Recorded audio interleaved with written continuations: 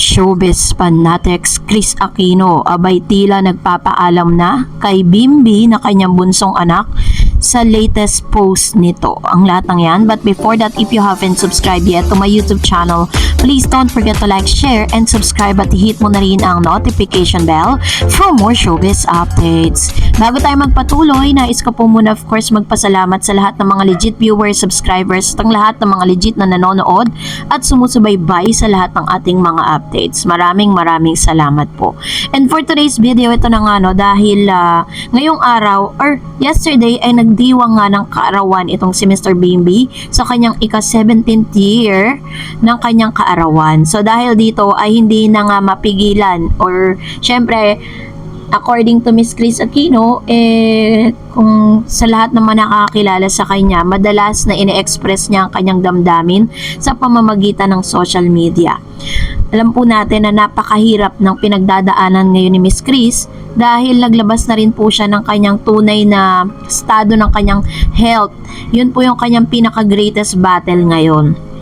So, Kris Aquino penned birthday greetings for her youngest son, Bimby's 17th birthday, saying she was emotional during the occasion because of her fear of no longer being around to celebrate his next one.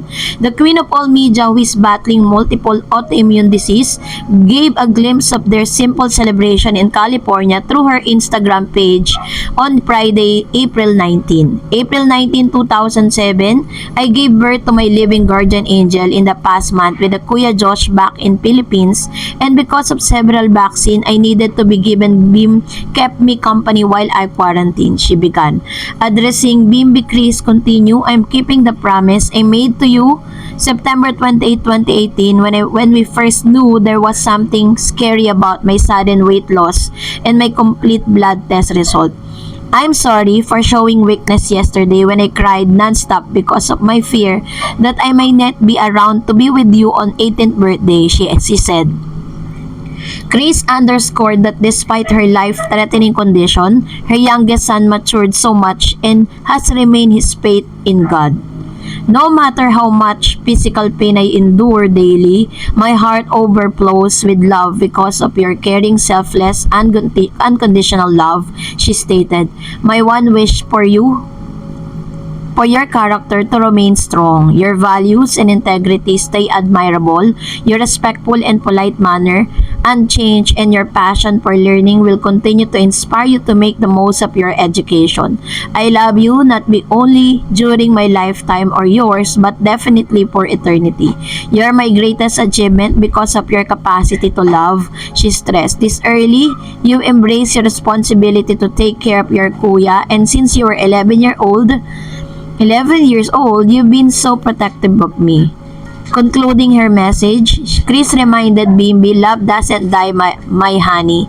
Kris also briefly spoke about her health and said that news about it has most been said. She, however, did not expound as she did not want to ruin the good vibes of her son's birthday. Kris included her post as well as greeting to her close friend, actress Kim Chiu, who shared the same birthday with Bimby. So, ganun po talagang matindi po yung emosyon na ipinakita ni Miss Kris Aquino sa kanya pong pinaka-latest uploads or latest post sa kanyang Instagram account kung saan parang tila baga nagpapaalam na siya dito po kay Bimby at sinabi niya na umiiyak si Miss Kris Aquino dahil natatakot po siya na baka hindi niya naabutin yung ika-18th year birthday nga ni Bimby, which is next year dahil last March 15, 2024, Mr. Mark Libiste gave an updates on Kris Aquino's health condition. Batangas Vice Mayor Governor Mark Libiste gave an update on his girlfriend Kris Aquino's conditions in an interview with the media during the Barako Fest 2024. Mark said Kris postponed her confinement in the hospital due to COVID-19 alert. She postponed her confinement at UCLA or UCLA Hospital while I was still there. magkaroon ng COVID alert sa mga medical facilities. That's why I decided to go home first kasi waiting time. But anytime that she need me to be in Los Angeles, of course, I'll give it my utmost priority, he said. Mark said he's in the country to fulfill his responsibility to his constituents but will go back to LA if needed. Siyempre, sabi niya, may mga responsibilidad naman din ako dito kaya kailangan magtrabaho din. But I've said, isang tawag lang, mabilis pa ako sa alas 4 na darating sa Los Angeles, he said. When asked when he's coming back to LA for Chris, Mark said, well, kung walang emergency after Holy Week. Kasi nagsasalitaan din kami ng mga sisters niya, ibang kaibigan, para hindi sabay-sabay, nagsasalitan. That's why we assured na Madam is in good company, other than the good company of BIM kasi si Kuya Josh nandito sa Pilipinas eh. Together with Miss Vilma Santos, Mark led the opening Barako Fest 2024 yesterday in Lipa, Batangas. From March 14 to 16, the 3-day festival pays homepage to the rich culture of the regions, highlighting the Barako. So, inamin po dito ni Mr. Mark Libiste na parang pinospone muna ni Miss Chris Aquino yung kanyang confinement sa hospital na dapat ay nakaschedule na siya due to COVID-19 alert. Kasi alam naman natin na very sensitive at sobrang risky po talaga yung kalagayan ngayon ni Miss Chris. So, konting infection lang ang pwede pong dumapo sa kanya, maglilid po yun ng talaga namang masasabi mong magre-risk yung kanyang health condition, magde-deteriorate yung kanyang health condition. Kaya naman, minabuti po ni Miss Chris Aquino na i-postpone. Pero as of this moment, pagkatapos niya mag-post ng kanyang latest post para kay Bimbi, ay wala na nga po tayong narinig na any updates. Matatandaan na inamin niya sa interview niya with Mr. Boy Abunda na dun po sa isang procedures na gagawin sa kanya ay maaari nga po na magkaroon ng hindi magandang resulta.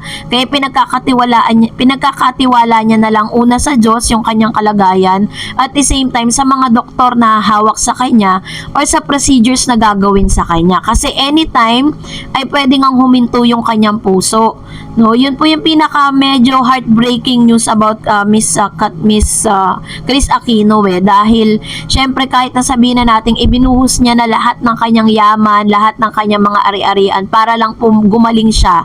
But at the same time, parang 50-50 po yung hope, no? Sa mga ganitong kalagayan kasi parang sa Diyos ka na lang talaga aasa dahil siya naman yung nagbibigay ng kagalingan sa lahat ng ating mga sakit, 'di ba? Pero sa kanyang latest post nga, medyo masakit lang sa puso na parang sasabihin mo sa anak mo na humingi ka ng tawad dahil baka hindi mo naabutin yung another year. So, ibig sabihin, sa bawat araw na dumarating kay Miss Chris, this is gonna be a big blessing for her dahil hindi niya alam kung pwede ba siyang magising pa kinabukasan pagkatapos niyang matulog or ano pa ba yung pwedeng mangyari sa kanya sa kinabukasan. Kaya naman, let's continue to pray for Miss Chris Aquino.